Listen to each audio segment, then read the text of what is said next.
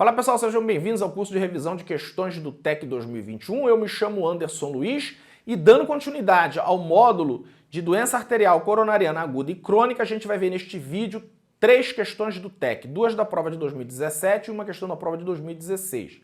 Assunto, tipos de IAM e também abordagem farmacológica na síndrome coronariana aguda. Então, sem mais demora, TEC 2017. Em relação à classificação de infarto do miocárdio segundo a terceira redefinição universal, a assertiva abaixo que está incorreta é...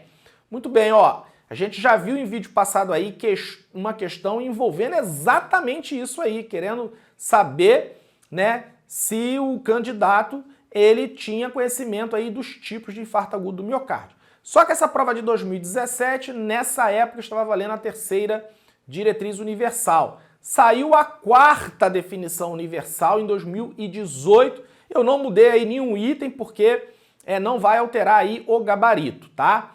Mas antes da gente ler as alternativas, vamos fazer aqui uma rápida, mas muito rápida revisão, né? Que a gente já viu isso aí sobre os tipos de infarto agudo do miocárdio. Tipo 1 é aquele infarto agudo do miocárdio que a gente está habituado a ver. É uma rotura ou erosão de uma placa aterosclerótica, né?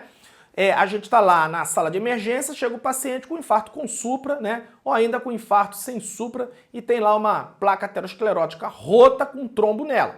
Então é um tipo 1. Tipo 2 é aquele infarto em que ocorre um desequilíbrio entre oferta e demanda de oxigênio pelo miocárdio. Ou houve uma redução da oferta ou houve aumento da demanda. Então tem um desequilíbrio aí, oferta-demanda de oxigênio pelo miocárdio, tá? Então tipo 2. Tipo 3, eu até falei, ó, palavrinha mágica do tipo 3, morte súbita. Então aquele infarto aí que está relacionado à morte súbita. Tipo 4, aí tem a ver com a intervenção coronária percutânea, né? E aí na definição universal de 2018, ou seja, a quarta definição, eles acrescentaram aí o 4C, porque existia 4A, 4B, mas aí eles acrescentaram o 4C. Foi a única mudança que fizeram aí em relação, né, à quarta definição universal de IAM, tá? Então vamos lá, 4A é aquele infarto relacionado ao procedimento de intervenção coronária percutânea, tá? Então é um infarto periprocedimento. 4B está relacionado aí à trombose de stent. A gente sabe que na maioria das vezes a trombose ela ocorre nas primeiras 48 horas, ou seja, a trombose aguda, mas pode ter também uma trombose subaguda ou tardia, infarto 4B. E o infarto 4C é aquele infarto que está relacionado à restenose intra-stent, né? É mais demorado, leva aí alguns meses para ocorrer a restenose intra-stent, exatamente por conta da hiperplasia neo-intimal, tá? Então, mas perceba aí que todos esses 3 tipos, 4A, 4B e 4C, estão relacionados aí ao procedimento de intervenção coronariana percutânea, tá? E tipo 5, né, é o IAM associado aí à cirurgia de revascularização miocárdica também, periprocedimento. Então, ó, ele quer a alternativa errada, tá? Ele quer a alternativa errada aí. Então vamos ver as alternativas. Letra A. Infarto tipo 4B é o infarto do miocárdio relacionado à trombose de stent. Exatamente, né? A gente viu lá, né? 4A é aquele infarto periprocedimento, tá? Da intervenção coronária percutânea. 4B, trombose de stent. 4C, restenose de stent. Então a letra A está correta, ele quer a errada, então a gente corta. Letra B, infarto do tipo 2, infarto do miocárdio secundário por desequilíbrio isquêmico. Isso mesmo, né? É aquele infarto em que há um desequilíbrio da oferta-demanda de oxigênio pelo miocárdio, tá? Então a letra B está correta, a gente corta. Letra C, infarto do tipo 4A, é o infarto do miocárdio relacionado à intervenção coronária percutânea. Perfeito, né? É o infarto periprocedimento. Então a letra C, né, que é o infarto tipo 4A, está correta, tá? A definição é essa mesmo. Então a gente corta. Letra D, tipo 1, infarto do miocárdio espontâneo, ruptura de placa, erosão ou dissecção. Perfeito, né? Uma ruptura de uma placa aterosclerótica, formação de um trombo, pode ser um trombo oclusivo ou suboclusivo, causando um infarto agudo do miocárdio. Então, a letra D também está correta, a gente corta. Letra E. Tipo 3, infarto do miocárdio relacionado à cirurgia de revascularização miocárdica. Opa, pera lá, a gente viu que o infarto relacionado ao procedimento de cirurgia de revascularização miocárdica é o tipo 5, tá? Tipo 3, a gente falou, a palavrinha mágica, morte súbita. Então, tipo 3 seria aí relacionado à morte súbita. Então, a letra E está errada, tá? E aí, como ele quer a alternativa incorreta, então, gabarito, letra E. TEC 2017. Homem de 65 anos de idade apresenta-se em emergência com queixa de dor precordial retroesternal constritiva, irradiada para o membro superior esquerdo de forte intensidade e acompanhada de náuseas e vômitos. Com evolução de 3 horas. A pressão arterial aferida é de 124/82, a frequência cardíaca é de 62 e a perfusão periférica está normal. O paciente está eupneico e a ausculta pulmonar é normal. O ECG mostra elevação de segmento ST em D2, D3 e AVF. Para essa forma de síndrome coronariana está indicado. Então vamos lá, né? Um paciente com quadro clínico aí de uma síndrome coronariana, tá? Chega aí à sala de emergência com uma evolução de 3 horas de dor, a pressão arterial está normal, frequência cardíaca está normal, tem aí boa perfusão periférica, ele está eupneico, a ausculta respiratória normal e a questão, e o ECG mostra um infarto com supra de parede inferior e a questão quer saber aí qual a alternativa correta, né? O que seja, está indicado. Então vamos lá, né? Vamos para as alternativas. Letra A, o uso de beta-bloqueadores por via venosa. Não, né? Beta-bloqueador é por via oral nas primeiras 24 horas, desde que o paciente não apresente nenhuma contraindicação. Insuficiência cardíaca aguda, né? Congestão pulmonar, esse paciente aí não apresente sinais ou risco de choque, tá? Então, não é para fazer aí beta-bloqueador para esse paciente, venoso, tá? Para esse paciente aí é oral, tá? É oral. Não é para fazer venoso. E venoso a gente deixa para aqueles casos em que a angina ela é refratária, o paciente está hipertenso e taquicárdico, tá? Aí a gente deixa reservado a via venosa para esses pacientes. Mas no caso desse paciente aí, pressão boa, frequência boa, não é para fazer beta-bloqueador venoso. Oral está de bom tamanho, tá? Então a letra A está errada, vamos cortar. Letra B, fondaparinux, pois é a heparina preferencial nesse cenário, né? E aí, fondaparinux é a heparina preferencial nesse cenário de um infarto com supra? Então vamos lá para a diretriz, né, que fala aí da anticoagulação nos pacientes com infarto com supra, tá? Então vem aqui comigo para a tela que eu vou te mostrar. Ó, aqui tá, né, o uso do anticoagulante no infarto com supra, né? Aqueles pacientes que vão para fibrinólise, tá? Então aqui, ó, classe 1A, heparina não fracionada. Classe 1C, enoxaheparina. Classe 2A, tá? Nível de evidência B, fondaparinux, ok? Então não é preferido aqui nos pacientes que vão para fibrinólise. Nos pacientes aqui que vão para ICP primária, tá? Perceba que no paciente que vai para angioplastia, né, a fondaparinux é o quê? É classe 3, né? Está contraindicada porque aumentou o risco de trombose de catéter. Então, fondaparinux é heparina preferencial nesse cenário? Não é preferencial nesse cenário, então a gente corta a letra B. Letra C, a fibrinólise sistêmica com tenecteplase é associada a uma menor taxa de mortalidade em relação à alteplase. Ó, existem trabalhos mostrando aí, comparando alteplase com streptokinase, tá? Em relação aí a essa comparação da alteplase com a streptokinase, a alteplase aí reduziu a mortalidade, tá? Só que elevou um pouco o risco de acidente vascular cerebral nesses pacientes.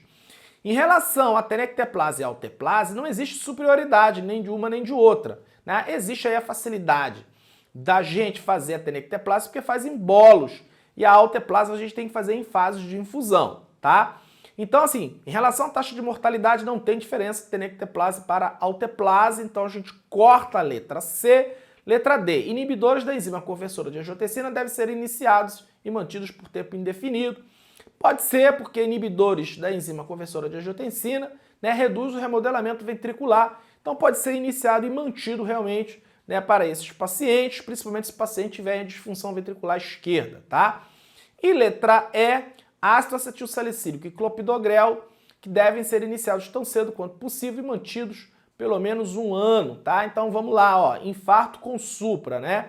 Se o paciente ele for para fibrinólise, a gente usa o quê? AS e clopidogrel, tá? Se ele for para intervenção percutânea, aí a gente pode usar AS com um segundo antiagregante, tá? Um inibidor dos receptores P2Y12, como por exemplo o prasugrel, como por exemplo, né, o ticagrelor e também aí o clopidogrel, que ele não foi aí retirado, tá certo? Então, a letra E também está correta e a banca aí da prova de 2017 aceitou os dois gabaritos, tanto a letra D quanto a letra E. TEC 2017, questão adaptada. Em relação à terapia para pacientes admitidos por síndrome coronariana aguda sem elevação do segmento ST, podemos afirmar que são medidas recomendadas, exceto. Por que que eu fiz aí essa questão adaptada? Essa questão aí é da prova de 2017 e a gente tem aí uma diretriz novíssima que foi publicada agora em 2021, né, de angina instável e infarto sem supra de ST, tá certo? E aí lembrando que ele quer a alternativa errada, né? Aquela medida aí que não deve ser realizada. Então, antes da gente ler as alternativas, a gente tem aí A, B, C, D e E. Antes da gente ler as alternativas, vamos fazer aqui uma rápida revisão sobre aí essa abordagem farmacológica na síndrome coronariana aguda sem supra de ST.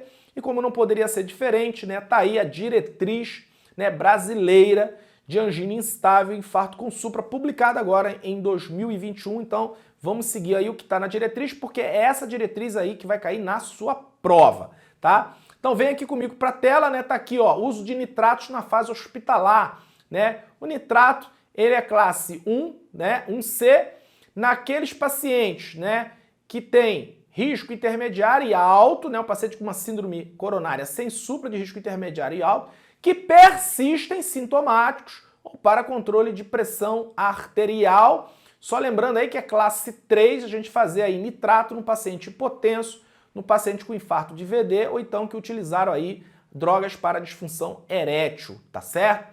Em relação aos antagonistas dos canais de cálcio, paciente com risco intermediário e alto, uso de derivado não de hidropiridínico, destacar aqui, não de hidropiridínico, em casos de contraindicação aos beta-bloqueadores e sem disfunção ventricular esquerda.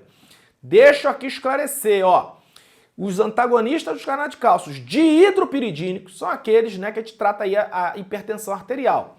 Amlodipino, nifedipino, manidipino, tá? Essas medicações são de hidropiridínico, antagonista dos canais de cálcio de hidropiridínico. Só que aí ele fala dos não de hidropiridínicos, tá? E mais uma vez, né, não de hidropiridínicos, verapamil e diltiazem, tá? Então, no caso aí, que o paciente tem alguma contraindicação ao uso do beta-bloqueador, tá? Num cenário aí de uma síndrome coronariana aguda sem supra, tem contraindicação ao uso do beta-bloqueador, né? Por exemplo, tem asma, então não pode usar beta-bloqueador.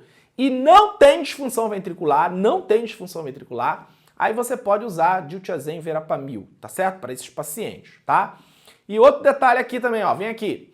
A gente tem, né, pacientes com angina variante de Prinzmetall, angina vasoespástica, antagonista dos canais de cálcio aí, classe 1 também, tá? De hidropiridínicos de ação prolongada na presença de isquemia refratária para pacientes em uso adequado de nitratos, beta-bloqueadores sem disfunção ventricular, né, classe 2A.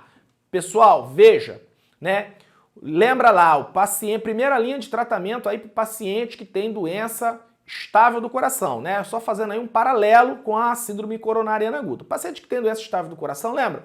A gente fazia o quê? Primeira linha de tratamento, beta-bloqueador, tá? Segunda linha de tratamento, a gente podia utilizar os bloqueadores dos canais de cálcio de hidropiridínicos. Por quê? Porque eles têm, né, uma ação vasodilatadora coronariana, tá? Então a gente poderia associar aí aos beta-bloqueadores, tá? A gente poderia associar também a trimetazidina, né, e também a ivabradina, caso o paciente aí persista com uma frequência cardíaca elevada a despeito da dose otimizada do beta-bloqueador, tá? Então, os antagonistas dos canais de cálcio também podem ser utilizados, né? Nifedipino, amlodipino, tá? Desde que seja de ação prolongada, tá certo? Ok. Vamos lá, beta-bloqueador, beta-bloqueador, aqui, vem aqui comigo, Beta-bloqueador via oral nas primeiras 24 horas para pacientes sem contraindicações, ou seja, né, aqueles pacientes que não têm sinais de insuficiência cardíaca, não têm sinais de baixo débito cardíaco, né, e não são risco aumentado de choque cardiogênico ou qualquer outra contraindicação de beta-bloqueador via oral, tá? É classe 2A.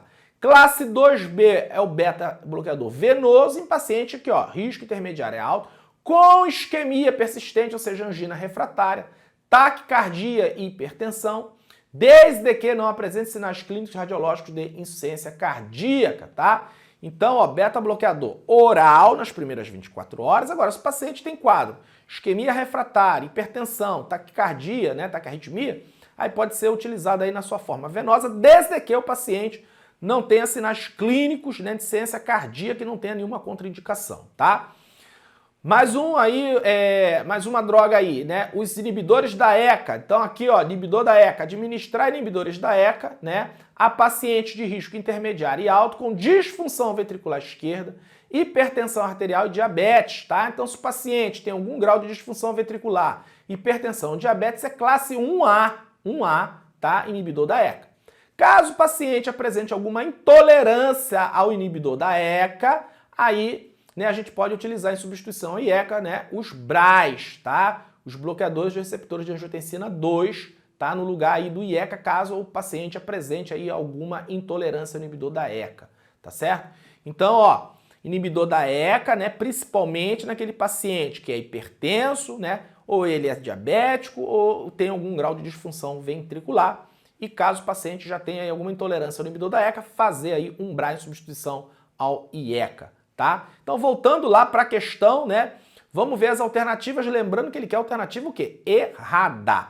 Então, vamos lá. Letra A. Nitroglicerina intravenosa para tratamento de isquemia persistente, insuficiência cardíaca ou hipertensão arterial. Exatamente, né? A gente começa com nitrato sublingual. Se houver aí, né, uma isquemia persistente, ou seja, uma angina refratária, sinais de insuficiência cardíaca ou então um paciente hipertenso, a gente pode usar nitroglicerina venosa. Nitroglicerina venosa num paciente com insuficiência cardíaca diminui o retorno venoso e melhora a congestão pulmonar. Então a letra A está correta, ele quer errada, a gente corta. Letra B, beta-bloqueadores por via oral nas primeiras 24 horas sem contraindicação. Como, por exemplo, o paciente não pode ter insuficiência cardíaca, sinais de baixo débito, risco de choque cardiogênico. Perfeito, né? A gente viu lá que o grau de recomendação é 2A, tá? Beta-bloqueador via oral nas primeiras 24 horas, tá? Letra C. Antagonistas dos canais de cálcios dihidropiridínicos devem ser utilizados em pacientes com frequência cardíaca não controlada, na contraindicação ao uso de beta-bloqueadores, desde que não apresentem disfunção ventricular esquerda.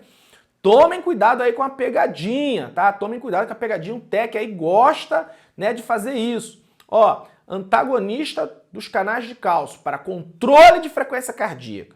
Naqueles pacientes que têm contraindicação ao uso do beta-bloqueador e não têm disfunção ventricular esquerda, né, são os antagonistas do canal de cálcio não dihidropiridínicos, verapamil e diltiazem.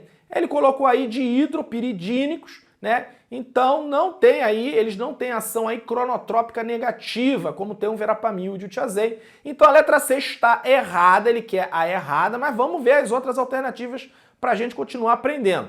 Letra D. Administrar inibidores da enzima conversora de angiotensina, né, IECA, a paciente de risco intermediário e alto com disfunção ventricular esquerda, hipertensão arterial, diabetes mellito. Exatamente isso, né?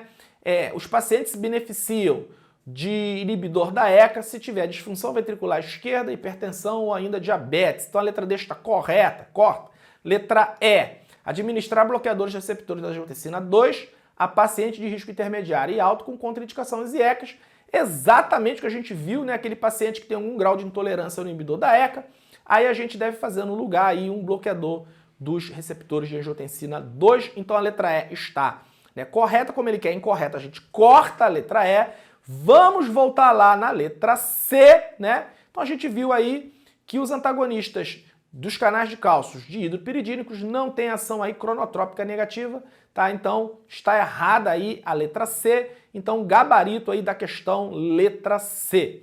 Muito bem, chegamos aí ao fim de mais um vídeo, né? A gente falou aí de infarto, tipos de infarto agudo do miocárdio, a gente viu uma questão da prova de 2017, mas em vídeo anterior a gente já tinha visto uma questão da prova de 2018, cobrando o mesmo assunto, a gente aproveitou e fez uma revisão bem rápida, tá? E falamos aí do tratamento farmacológico, né, da abordagem da síndrome coronariana aguda, tá? Espero que você tenha gostado, forte abraço e até a próxima!